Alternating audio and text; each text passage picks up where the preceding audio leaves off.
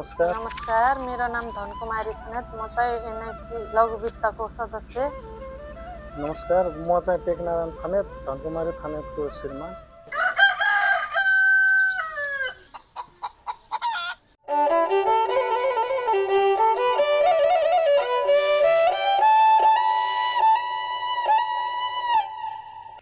म चाहिँ घरको कामहरू गर्ने, बस्ने, व्यवसाय केही थिएन। श्रीमान चाहिँ विदेश हुनुहुन्थ्यो।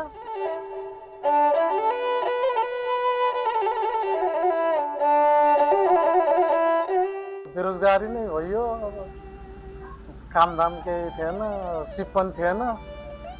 त्यही हो र अनि बाहिरतिरै अनि गएको, बाहिरै काम गऱ्यो, दुःख पाइयो हजुर।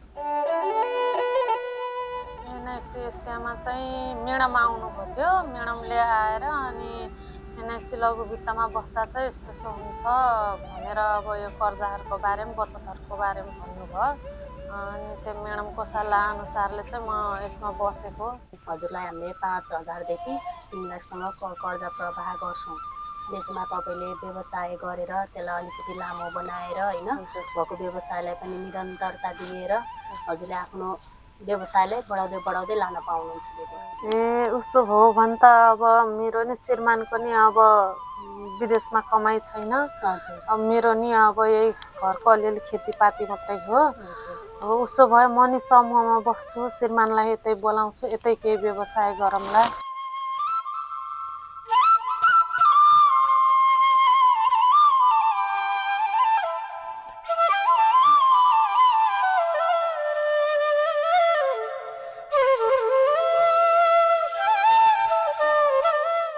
मलाई पनि ठिकै लाग्यो, बसन त मैले भनिदिएँ भने बसिनँ नि भने। हामी एउटै समूहका महिला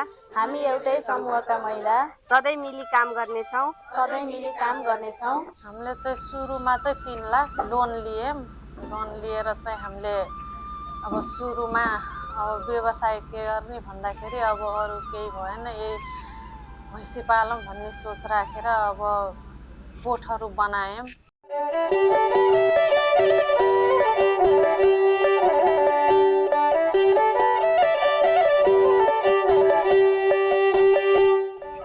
सदस्य बनेपछि अब नियमित मासिक बचत गऱ्यौँ। अनि नियमित मासिक बचत गर्दै जाँदाखेरि अब लोन लिने कुरा भयो।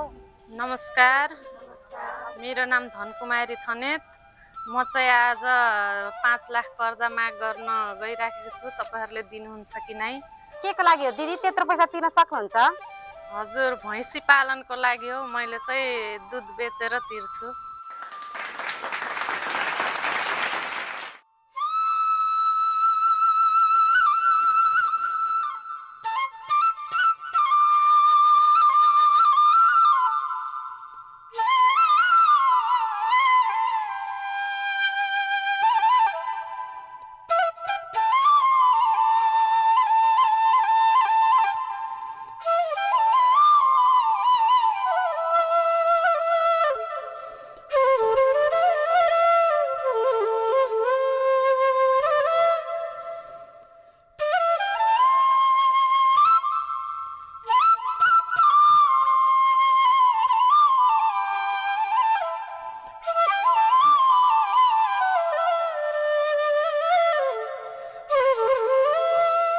त्यसपछि अनि हामीले चाहिँ बिस्तारै सुरुमा चाहिँ हामीले एउटा भैँसीबाट सुरु गरेको हो। अनि त्यस्तै गर्दै गर्दै अब एउटा दुईटा गर्दै थप्दै बढाउँदै गयौँ व्यवसायहरू। अहिले चाहिँ त्यही गर्दा गर्दा अब 7वटा माउसम्म छ। अहिले चाहिँ जे होस् राम्रै भइराखेको छ।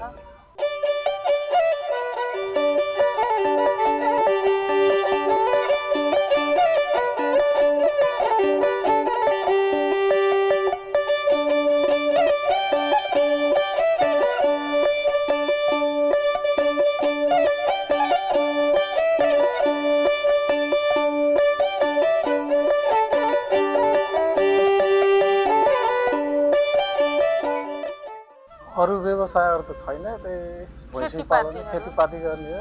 धान, तोरी, मकै, अब सागसब्जीहरू घर खानलाई अलिअलि त्यही।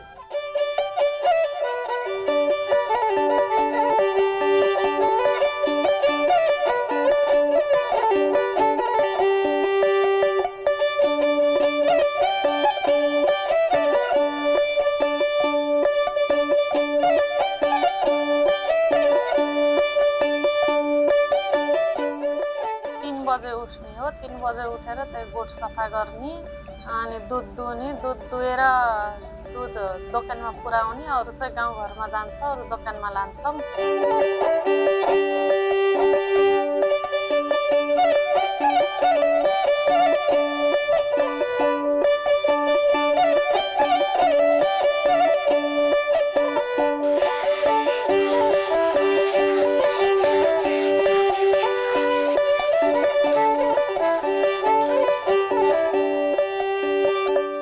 त्यही दिउँसो खाली भएको टाइममा त्यही कलेसाबारीतिर अनि करेसाबारीतिर अलिअलि काम गरेँ। 2-2:30 बजेपछि फेरि भैँसीतिर लाग्नुपर्छ सरसफाइ, दुध दुहुनु, 3:30-4 बजेतिर दुध पुऱ्याउनु जानु पऱ्यो। फर्केर फेरि कुडो पानी नै गर्नु पऱ्यो। कुडो पानी गर्दा बेलुका पराल हाल्दा अँधेरै हुन्छ।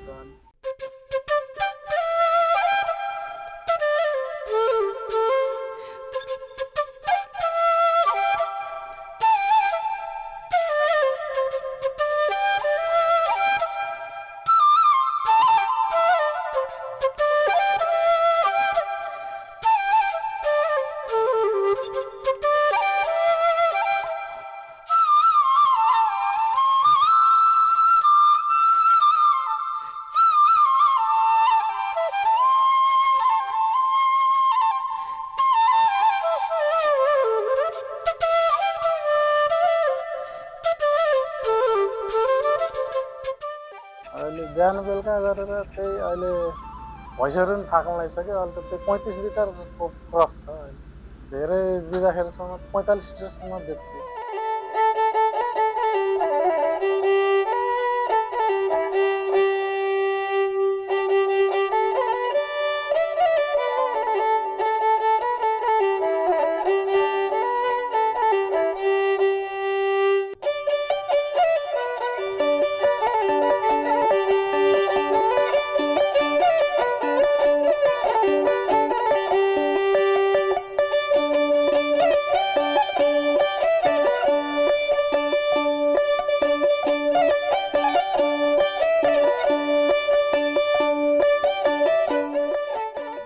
आफा हिसाब किताब गरिए होइन, त्यो चल्ने बाटो भइरहेछ भनौँ।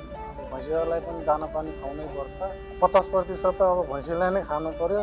त्यो 50% रहेको चाहिँ हामीलाई यताउता चल्नलाई हुन्छ।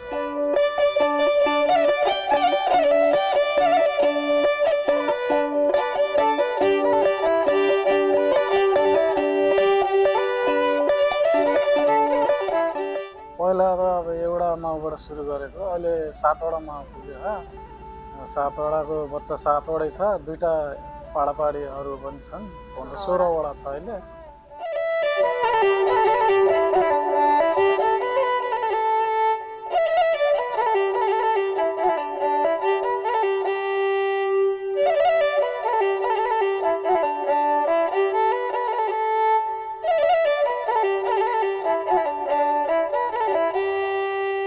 बाहिर अब दुःख अर्काको अन्डरमा काम गर्नु पर्थ्यो। 16 घन्टा, 18 घन्टा अब खटिनु पर्ने। यहाँ अब आफ्नै हिसाबले काम हुन्छ। राम्रो छ, यहीँ सजिलो छ। खुसी छु म यहीँ घरै।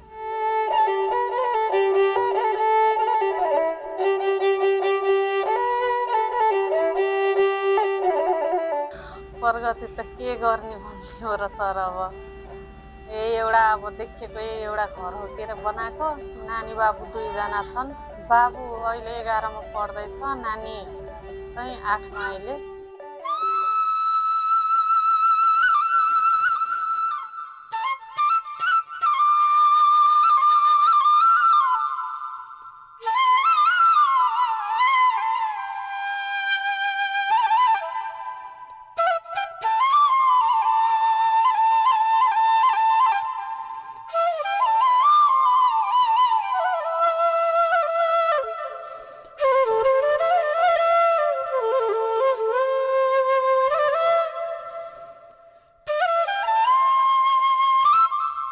बचत पनि अब नियमित गर्नु पर्यो। कर्जा लिइसकेपछि अब आफूले नि कर्जा नियमित तिर्नु पर्यो। अब तिरिराख्यो भने आफूले नि ऋण खान पाइयो। ऋण लिएर सही सदुपयोग गर्ने, जुन कामको लागि कर्जा लिए अब त्यसैमा खर्च गर्नु पर्यो। लिने तिर्ने अब राम्रो लिएर राम्रो काममा लायो भने अब कर्जा पनि अब बढाउँदै जानुपर्छ।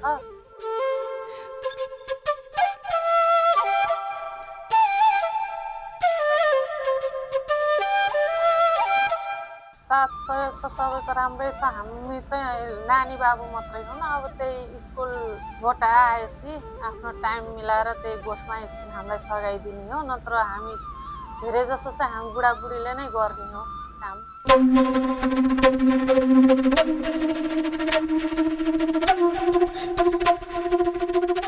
हामीले लोन राम्ररी लिएर लोन तिर्यौँ भने त अब संस्था नि त्यसैले चल्ने हो। संस्था चलेपछि त अनि हामीले अब हाम्रो पैसा नि बच्ने भयो। सस्तै डुबेपछि त हाम्रो पैसा कहाँबाट बस्छ? हल्लाको पछि नलाग्नु, अरूको नराम्रो कुरा नसुन्नु, अब आफूले लिएको ऋण राम्ररी तिर्नु।